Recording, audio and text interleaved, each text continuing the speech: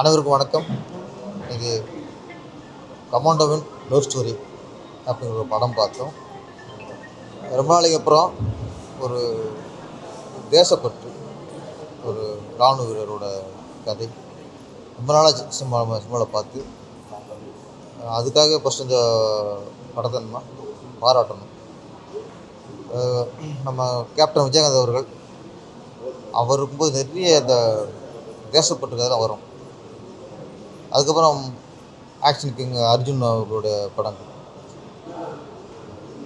இவங்கெல்லாம் ஹீரோ நடிச்சுக்கிட்டு இருக்கும்போது நிறைய வருஷத்துக்கு ஒரு கூட 2 படம் தேசப்பற்ற வெளிப்படுத்த மாதிரி படம் வந்துச்சு.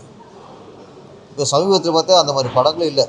தேசப்பற்றும் இல்லை, பாசப்பற்றும் இல்லை, எதுவுமே இல்லாமல் ரொம்ப ஒரு பின்னோக்கி போய்கிட்டு இருக்கு. இந்த சூழலில் ஒரு கமாண்டோ லவ் ஸ்டோரிங்கிறது ஒரு ஆரோக்கியமான படைப்பு. அதில் ஒரு லவ் ஸ்டோரி, நல்ல ஒரு அழகான லவ் ஸ்டோரி. நம்மளாம் இராணுவ வீரன்னா மிடுக்கா துப்பாக்கி தூக்கி தருவாங்க, எல்லையில் இருப்பாங்க, நாட்டுக்காக பாட்டு விடுவாங்க, நாட்டுக்கு உயிரை விடுவாங்க. இப்படி நிறைய கதைகள் வந்திருக்கு. அவங்களுக்குள்ளேயும் ஒரு காதல் இருக்கும். என்ன தான் இராணுவ வீரராக இருந்தாலும், தேசப்பட்டு இருந்தாலும் அவங்களும் ஒரு காதல் பற்று இருக்கும். அந்த காதலும் ஒரு தெய்வீக காதலாக இருக்கும் அப்படிங்கிறத இந்த படம் சொல்லுது. இன்றைக்கி காதல்ங்கிறது நிறைய வேறு மாதிரி ஆகிப்போச்சு. இதில் வந்து நல்ல விஷயம், ஒரு பொண்ணு ஒருத்தர் லவ் பண்ணுறான், அவர் இறந்துட்டாலும் அவரையே கணவனை நினச்சி ஒரு வாழ்கிற ஒரு நல்ல ஒரு கல்ச்சரோட உள்ள ஒரு கதை. இன்றைக்கி வேறு மாதிரி கலாச்சாரம்லாம் போயிட்டுருக்கு. அப்படி இருக்கிற சூழ்நிலை ஒரு நல்ல கருத்து சொல்லியிருக்காங்க. ஹீரோ நடிச்சிருக்க நம்ம வீர அன்பரசு, அவர் தான் இயக்குனர், அவர் தான் அழகாக பண்ணியிருக்காரு. செகண்ட் ஹாஃப்லாம் நிறைய சென்டிமெண்ட் சொல்லிட்டு நம்மளே கண்களை வச்சிருச்சு. எல்லாம் நடிப்பு நல்ல வேலை வாங்கியிருக்காரு. கதாநாயகி நடித்த பொண்ணு, அவங்களுக்கு தமிழ் தெரியாதுன்னா கூட படத்தில் ஃபுல்லாக நல்லா நடிச்சு அவங்க எமோஷனை காட்டியிருக்காங்க. அவங்களுக்கு அப்பா அம்மா நடித்தவங்க, இந்த மாதிரி கதாநாயகனுக்கு அப்பா அம்மா நடித்தவங்க எல்லோரும் நல்லா நடிச்சிருக்காங்க. சமீபத்தில் ஒரு நல்ல படம், ஒரு விரசம் இல்லாமல், வன்முறை இல்லாமல் நல்ல படத்தை வீர அன்பரசு கொடுத்துருக்காரு. ஒரு நல்ல படைப்பு கொடுத்த அவருக்கு என்னுடைய மனமார்ந்த வாழ்த்துக்கள். சிவகாசி, நம்ம சிவகாசி வந்து இப்போ எனக்குன்னு ரீலீஸ் மாதிரி தெரில, இதுவே மெயின் ரிலீஸ் மாதிரியே இருக்குது. அந்தளவுக்கு மக்கள் கொண்டாடுறாங்க. நான் வந்து ரிலீஸ் அன்னைக்கு 2005 போய் தேவி தேட்டர்லாம் பார்த்தேன்.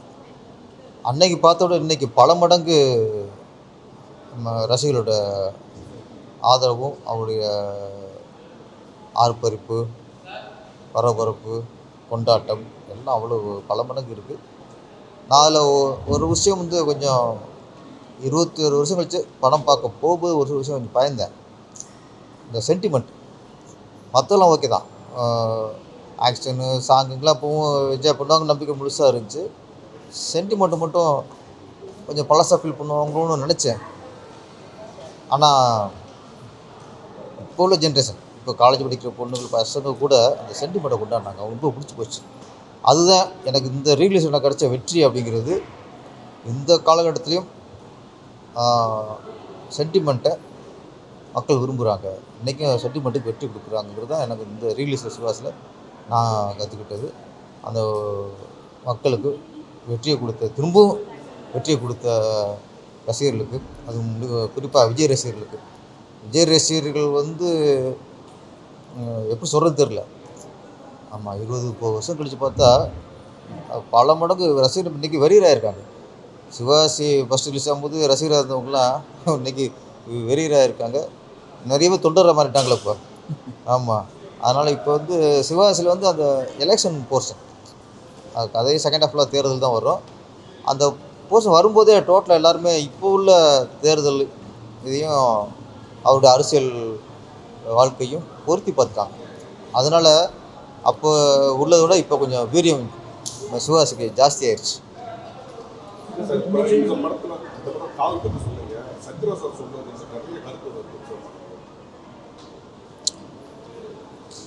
சத்யராஜ் சார் அவர் தனிப்பட்ட வாழ்க்கை எப்படின்னு வாழலாம், அதை நம்ம ஒன்றும் தடுக்க முடியாது. ஒரு மனுஷனுக்கு ஒரு கொள்கை இருக்கும். சிலர் கல்யாணம் ஆகிட்டு குழந்தை பார்ப்பாங்க, சிலர் கல்யாணம் ஆகாமலே குழந்தை பார்த்துக்குவாங்க. ஒரு வாழ்க்கை இருக்கும், அது தனிப்பட்ட வாழ்க்கை, அது எப்படின்னு வாழ்ந்துக்கலாம். ஆனால் பொது வழியில் சொல்லும்போது இப்போ பொறுப்பு தேவை. அதுவும் ஒரு பிரபலமாக இருக்க ஒரு நடிகர் சத்யராஜ் அவர்கள் ஒரு விஷயத்தை சொல்லும்போது அது நாட்டுக்கு நல்ல விஷயத்தை சொல்லணும், குடும்பத்துக்கு நல்ல விஷயத்தை சொல்லணும். கலாச்சார பண்பாடு அவருக்கு வேணால் இல்லாமல் இருக்கலாம், ஆனால் அதில் தான் அந்த நாடு இயங்கிட்டு இருக்குது, இந்த உலகம் இயங்கிட்டு. நீங்கள் அந்த அச்சாணியை பிடிக்கிட்டிங்கன்னா தப்பு. நீங்கள் இப்படி தான் வாழணும் நாங்கள் சொல்ல மாட்டோம், நீங்கள் எப்படி வாழ்ந்துக்கலாம். ஆனால் இப்படி தான் வாழணும், கேடுகட்டு வாழலாம், எப்படி வாழலாம், கல்யாணம் ஆகாமல் குழந்தைய பார்த்துக்கலாம், கல்யாணமே தேவையில்லை, யாரோட வாழலாம் அப்படிங்கிறத நீங்கள் மக்கள் சொல்லாதீங்க. அது தப்பான ஒரு உதாரணம் ஆயிரும். ஏன்னா உங்களை மாதிரி பிரபலம் சொல்லும்போது லட்சக்கணக்கான மக்கள் அதை பார்க்குறாங்க, அவங்கள போய் அது சேருது, கருத்துக்கு சேருது. அப்போ நம்ம ஒரு கருத்து சொல்லும்போது அது லட்சக்கணக்கான மக்களை போய் சேருது அப்படிங்கும்போது நம்ம ரொம்ப கவனமாகவும் பொறுப்பாகவும் சொல்லணும். இப்படி பொறுப்பு இல்லாமல் சொன்னால் தப்பு. இப்போவும் சொல்கிறேன், இந்த கலாச்சாரம் பண்பாடுங்கிறது நம்ம நாட்டுக்கு ரொம்ப முக்கியம். ஃபஸ்ட்டு எதுவுமே தேவையில்லை, சடங்கு தேவையில்லை, கல்யாணம் தேவையில்லை, கலாச்சாரம் தேவையில்லை, பண்பாடு தேவையில்லைன்னா நீங்கள் பின்னோக்கி போங்க. ட்ரெஸ்ஸு எப்படி வேணாலும் போடலாம், என்னோட சொல்லலாம். நீங்கள் அதுக்கு எதுக்கு நம்ம கலாச்சார பண்பாடு எதுக்கு கடந்து வந்திருக்கிறோம்? ஆதிவாசியாக இருந்து போகலாமேங்கிறேன்னா, காட்டுவாசியாக இருக்கும்போது எப்படி இருந்தோம்? அவங்களுக்கு பண்பாடு இல்லைங்க. காட்டுவாசியாக இருக்கும்போது அவங்களுக்கு கலாச்சாரம் இல்லை, அவங்களுக்கு ட்ரெஸ்ஸே இல்லை. அவங்களுக்கு முதல்ல இங்கே ட்ரெஸ்லாம் வாழ்ந்துருப்போம், உங்களுக்கு யார் வேணாங்கிறது. இப்போ அவங்க பொண்ணு சொன்னாங்க, கலந்து போச்சு. அதுக்கு இவர் சப்போர்ட் பண்ணுற மாதிரி வராரு. அது ரொம்ப டோட்டலாகவே அந்த கல்ச்சரையே காலி பண்ணுற மாதிரி ஒரு தப்பானது. சத்யராஜெல்லாம் கொஞ்சம் பார்த்து கொஞ்சம் பொறுப்பாக பேசுங்க, இல்லைன்னா பேசாமல் இருங்க. நான் இப்போ சொல்கிறேன், நீங்கள் எப்படின்னு வாழ்ந்துக்குங்க, யாரும் உங்களுக்கு கேட்க மாட்டாங்க. நல்ல விஷயத்தை கெடுக்கிற மாதிரிலாம் பேசக்கூடாது.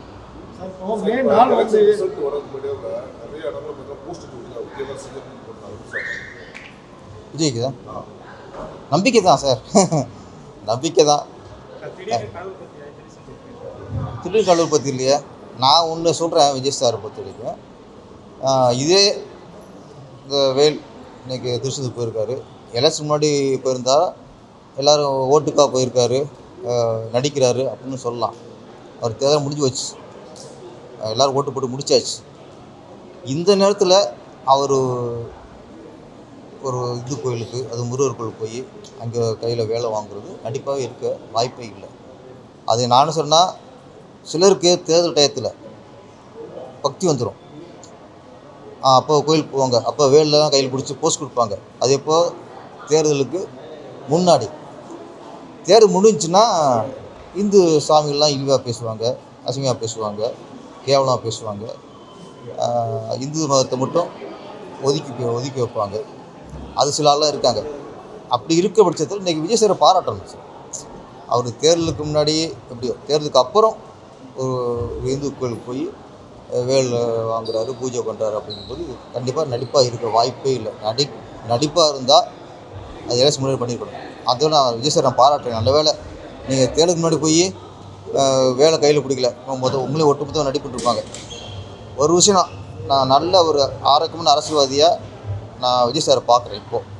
ஏன்னா இந்த மத சார்பின்மை அப்படின்னாங்களே, 2 தான் சார். மத சார்பின்மை அப்படின்னா, ஒன்று எந்த சாமியுமே இல்லை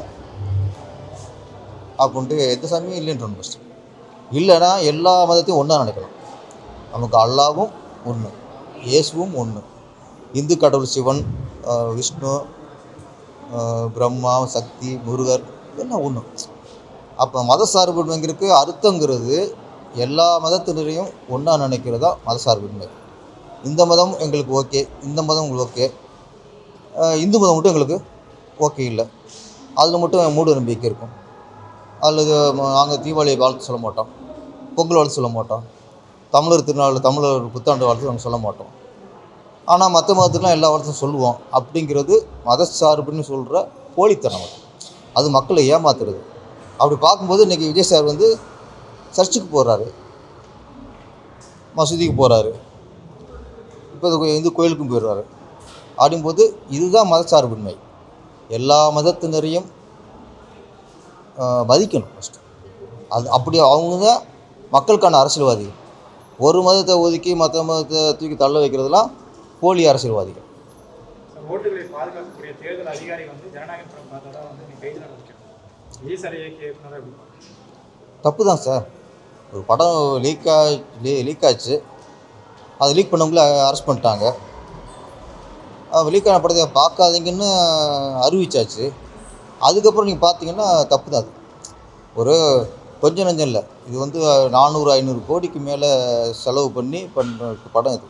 நம்ம ஈஸியாக ஒருத்தன் லீக் பண்ணிட்டான், ஓகே, அதை நம்ம பார்க்கணுங்கிறது தப்பு இல்லை. அது கண்டிக்கத்தக்கது. அது கைது பண்ணது கரெக்ட். சார், இப்போ 4ஆம் தேதி ரிசல்ட் வந்தா இப்போ வந்து நிறைய பசங்க இன்ஸ்டாகிராம் என்ன பண்ணாங்கன்னா, நான் சப்போஸ் விஜய் சார் வந்து ஜெயிக்கலைன்னா நான் வந்து தற்கொலை பண்ணிப்போம் அப்படின்னு போகிறாங்க. அந்த பசங்களுக்கு என்ன சொல்கிறது? அது சார் விஜய் சார்கிட்ட நான் சின்ன ஒரு வேண்டுகோள் தான். நான் ஒரு குடிமகனாக அவர்கிட்ட ஒரு வேண்டுகோள் வைக்கிறேன். தேர்தலில் வெற்றி தோல்வி சகஜம். என்னை பொறுத்த வரைக்கும் விஜய் சாருக்கு இந்த நிமிஷம் மிகப்பெரிய வெற்றி. இந்த கணம் அவர் மிகப்பெரிய வெற்றி அடைஞ்சிட்டார். ஃபஸ்ட்டு பெரிய மாற்றத்தை உருவாக்கிட்டார். அது முதல் மாற்றம். இன்றைக்கி இளைஞர்களில் வந்து அரசியல் ஆர்வம் ஜாஸ்தியாகிடுச்சு, அரசியல் ஈடுபாடு ஜாஸ்தியாகிடுச்சு இளைஞருக்கு. இவர் அரசியல் கட்சி ஆரம்பிக்கிறதுக்கு முன்னாடி இளைஞர்கள்லாம் அரசியலுங்கிறது வேறு யாருக்கோ பெரியவங்களுக்கு சம்மந்தப்பட்டது, நம்ம சம்மந்தம் இல்லை அப்படின்னு நினச்சிருந்தாங்க. ஆனால் இன்றைக்கி இந்த அரசியலுங்கிறது நமக்கு சம்மந்தப்பட்டது, நம்ம அதை முடிவு பண்ணணும் அப்படிங்கிறதுல இன்றைக்கி இளைஞர்களும் இன்றைக்கி ரொம்ப ஈடுபாடு, குழந்தைகள் கூட சொல்கிறேன், ரொம்ப ஈடுபாடு வந்திருக்காங்க.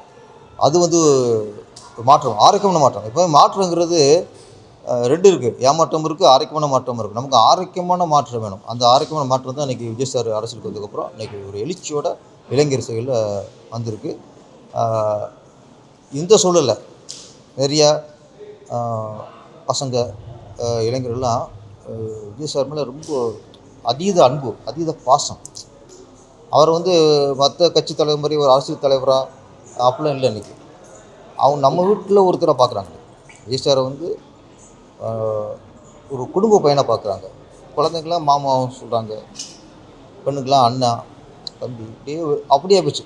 அரசியல் தலைவர்களை தாண்டி நம்ம குடும்ப உறுப்பினர் மாதிரி அவரை பார்க்குறாங்க. அதனால் அவருக்கு ஏதாவது ஒருவேளை தோல்வி வந்துட்டால் நாங்கள் இப்படி இருப்போம் ஒன்று தாங்கிக்க மாட்டாங்க. ஓகே, அதை தாங்கிக்கிற ஒருவேளை தோல்வி வராது சொன்னேன். அப்படி கூட நீங்கள் இப்போவே ஒரு அவங்களுக்கு அறிக்கை விடும் உங்கள் ரசிகர்களுக்கு, எது வந்தாலும் நம்ம தாங்கிக்கணும். இன்னொன்று, இதில் சின்ன சர்க்கிள் வந்தால் கூட அது நிறதும் இல்லை சார், அதுக்கடுத்து எழுச்சி வரும். அதுக்கு இன்னும் அடுத்த தேர்தலாக இருக்குது. அதனால் இதில் சின்ன வந்தால் கூட திரும்பவும் எழுச்சியோட அவர் திருப்பி நினச்சதை அடைவார். அந்த நம்பிக்கையை விஜய் சார் ஒரு காணொலி மூலமாக கண்டிப்பாக அவங்க ரசிகர்களாம் சொல்லிடணும். நானும் 3 வீடியோ பார்க்குறேன். அந்த மாதிரி அப்செட் ஆகிடக்கூடாது. நான் சொல்கிறது, ஒரு வேளை சில சர்க்கிள் வந்தால், ஆனால் எங்கே பார்த்தாலும் விஜய்க்கான எழுச்சி ஜாஸ்தியாக இருக்குது. ஓட்டு சதவீதம் கண்டிப்பாக ரொம்ப ஜாஸ்தியாக இருக்கும். அந்த நம்பிக்கை மக்களுக்கு இருக்குது, எல்லாருக்குமே இருக்குது. மக்களுக்கு இல்லை, அரசு தலைவர்களுக்கு, மற்ற கட்சிக்காரங்களுக்கே இருக்குது.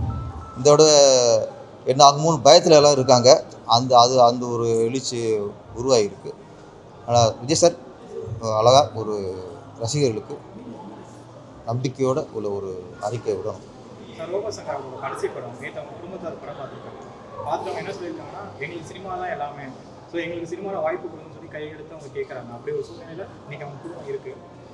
எதிர்காலத்தில் அடுத்த இயக்குநர்கள் வந்து என்ன மாதிரி வாய்ப்பு சார்? சிலர் வந்து நடிகராக இருப்பாங்க, அவங்களோட இது முடிஞ்சிடும். சிலருக்கு வந்து அந்த குடும்பமே கலை குடும்பமாக இருக்கும். ரோபோ சங்கர் அப்படிங்கும்போது நல்ல நடிகர், மக்கள்கிட்ட செல்வாக்கு உள்ள நடிகர். அவர் இறந்துட்டார். இப்போ அவருக்கு பின்னாடி அவர் பொண்ணும் ஒரு நடிகையாக தான் இருக்காங்க. அது மாதிரி அவங்க அந்த அம்மா. இப்போ அவங்களே முன் எங்களுக்கு ஒரு வாய்ப்பு கொடுங்க அப்படிங்கும்போது கண்டிப்பாக திரையுலகர் கைவிடக்கூடாது. ஏன்னா சினிமா நம்பி இருந்தவர் இன்னைக்கு இறந்துட்டார். அவரை நம்பி இருந்தவங்க இன்னைக்கு வாய்ப்பு கேட்டு இருக்காங்கும்போது கண்டிப்பாக ரோபசங்கரை வச்சு படம் பண்ண இயக்குனரும் சரி, ப்ரொடியூசரும் சரி, திருப்பி படம் பண்ணும்போது அவங்களுக்கும் வாய்ப்பு கொடுக்கணும். அது ஒரு சினிமா கலைஞர் குடும்பத்துக்கு நம்ம கை கொடுக்குற மாதிரி. கண்டிப்பாக அவங்கள கேட்குற அளவுக்கு வச்சுருக்க கூடாது. இருந்தாலும் கேட்டுட்டாங்க. மேக்ஸிமம் சினிமாக்காரங்க அவங்களுக்கு வாய்ப்பு கொடுக்கணும். சரி.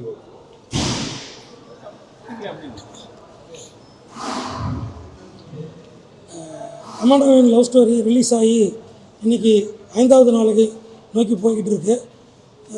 மக்களோட ஆதரவு அப்படியே கொஞ்சம் கொஞ்சமாக பெருகிட்டு வருது. இது இன்னும் தொடரும்னு நினைக்கிறேன். ஒரு கமாண்டோவின் லவ் ஸ்டோரியோட தீவிரமான ஒரு காதல் கதையை சொல்லியிருக்கேன். மென்மையான காதல். இதுக்கு மேலே ஒரு காதலை சொல்ல முடியுமான்னு எனக்கு தெரியல. ஒரு வித்தியாசமான காதல் கதையை கொடுத்துருக்கேன். சார் நடித்து கொடுத்துருக்காரு. உண்மையாலுமே அவருக்கு என்னோடய வாழ்த்துக்களை சொல்லிக்கிறேன். அவர் கொடுத்த சப்போர்ட்டுக்கு நன்றி தெரிவிச்சுக்கிறேன். அதே மாதிரி